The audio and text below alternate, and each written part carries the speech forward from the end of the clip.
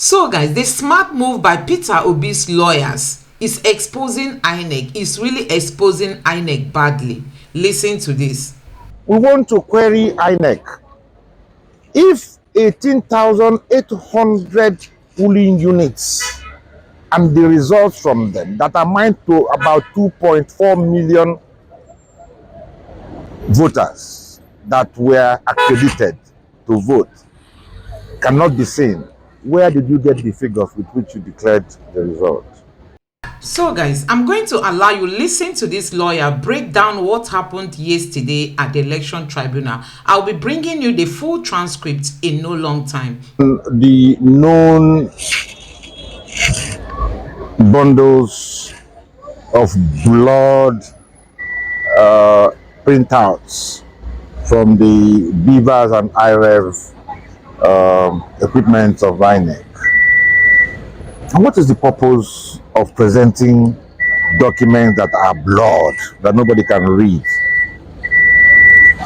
People will easily not make out. If something is not legible, you can't read it. What is the use of it? The use is that we want to query Inec. If 18,800 polling units and the results from them that amount to about 2.4 million voters that were accredited to vote cannot be seen, where did you get the figures with which you declared the result? That's the purpose of it, because it will be difficult for them to say, because they said they will upload the results in good time, in real time, all those things. The evidence amounted to disproving the fact that what INEC said they would do, they did not do. And this is what was left in the IREV and the beavers machines. That's one. Today, we had a Professor Wadegu from the University of Unizik in Anambra, who showed that the same unreliable figures and processes that envelop the entire election processes were specific in Benue and Rivers State. And as at the time he was computing the what he tendered in evidence here, the complete results from Benue and Rivers had been transloaded. And what were those results? More than half of them were blood, and nobody could read even the local government or the ward or whatever. And it simply means that the results from River State and Benue State are not reliable results, that they were manufactured. All this we will have to say with our authorities and everything at the final stage of the petition. The final witness that came today, of course, is Ijoma Osamo of Democracy Today of AIT. And what she said was clear. She just tendered. So guys, you can see that INEC just pleased. So guys, you can see the desperation of INEC just to ensure that Peter Obi does not win. So guys, you could see that INEC deliberately stopped Peter Obi from being declared the winner of this election. Let me know what you think in the comment section below. Please don't forget to subscribe to my channel, turn on the notification bell. Please give this video a like so that YouTube can recommend it to others. Thank you. To impress it on her that there was a newspaper publication, Tribunal or something, that on the 22nd of November that said no, that the results will not be transmitted in real time. She said she was not aware of it because AIT does not rely on second-hand news. Now, she is a journalist attached to the office of the INEC chairman. But if there is any alteration to what the INEC chairman said, she would have gotten it directly. On this note, let me seize this opportunity to respond to a story emanating from a section of the media that the commission has decided to jettison the uploading of polling unit level results in real time on election day. it should please be disregarded as fake news. The Commission will upload polling unit level results, and citizens will have access to those results in real time as we upload to the polling units. This innovation was introduced by the Commission. The Commission cannot turn around and undermine itself.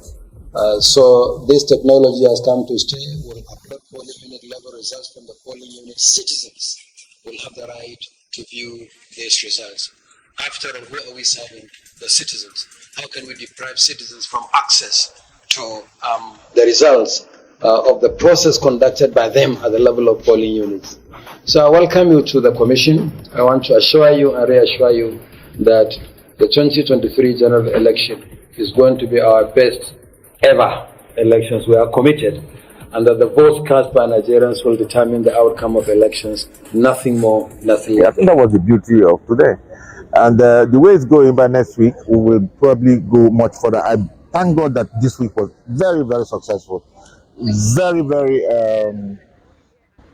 productive, because we, what was the evidence that was put in was massive. We put in almost 2 Hilux trucks of documents that we are all admitted. So we want to know what they will object by INEC amount to eventually. That's what transpired. So please, can you take us through the issue of the motion that was struck out, requiring the 12 interrogatories that they wanted to put across to INEC? Can you take us through what that would have done for us? See, when they say that election petitions are sui generis, it means that they are civil proceedings guided by certain laws and principles. Things are time bound. Even the petition from the beginning to the end is also time bound. And they are saying that the motion should have been brought earlier and that it was brought late. I don't think it was dismissed on the basis of merit. No. It was on the basis that at the time it was brought, it was late, and that pre-hearing had already ended, and that immediately after the ending, the report of the pre-hearing also came, that they cannot hear and determine that motion for interrogatories after the whole thing had closed. It will amount to ambushing the other people. Otherwise, it would have been a fantastic thing to know what the ruling will be. But let me say this clearly. Whatever is contained in the interrogatory is also contained in the petition. So it's not as if anything, but we're trying to cut down time and limit the volume of the final report if the interrogatories had come in. But they are just question and answer to INEC. Granting the motion for the interrogatory is one thing. Forcing INEC to answer is a different thing altogether. And whatever the content of the answers would be, do they have a right to say that they will not answer, or can they answer wrongly? I think both answers are in the positive. So it doesn't really matter.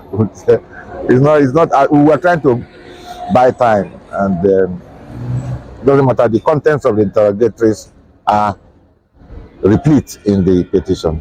We've lost nothing at all. Not at all. Thank you very much, sir. I'm sure Obedience will be very happy to hear this, because they've been hounding us. Obedience, nothing to fear. Now let us play part of the video that was played in the court today.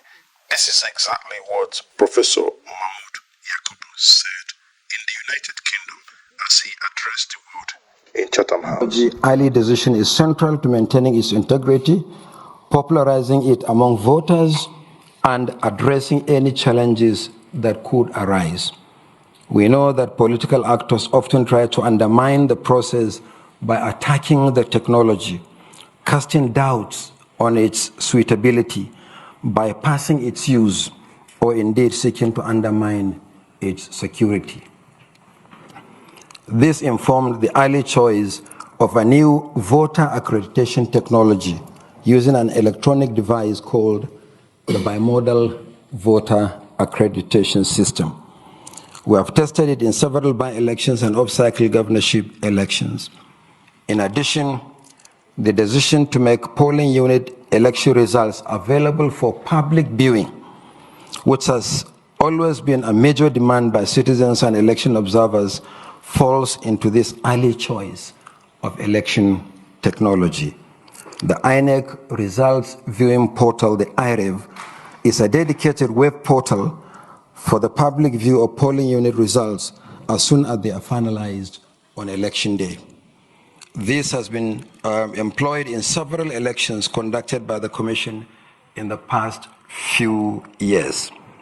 In particular, the uploading of polling unit results to the IREV portal has been deployed in 105 constituencies where the Commission conducted off-season elections since August 2020. The result can still be viewed on the portal, making the IREV an invaluable repository of election results in Nigeria. It is actually our biggest archive for election results.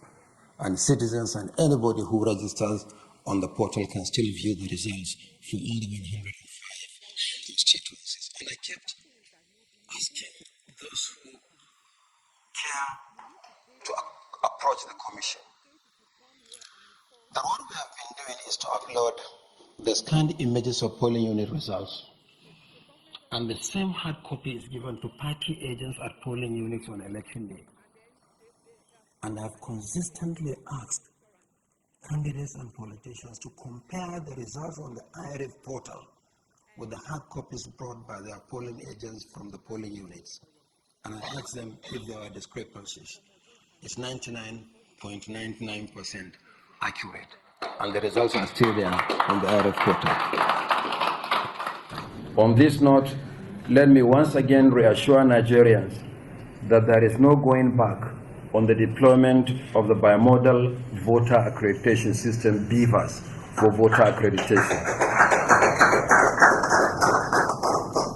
There is no going back on the transmission of results on the Inec result viewing portal in real time on election day.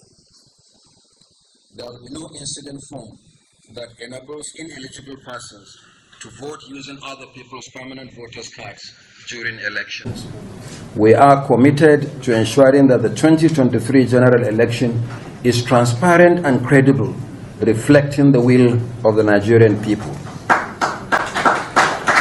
So guys, these were moments the INEC chairman deceived Nigerians. Let me know what you think about all this. Do you think this election should be cancelled or Peter Obi should be declared the winner?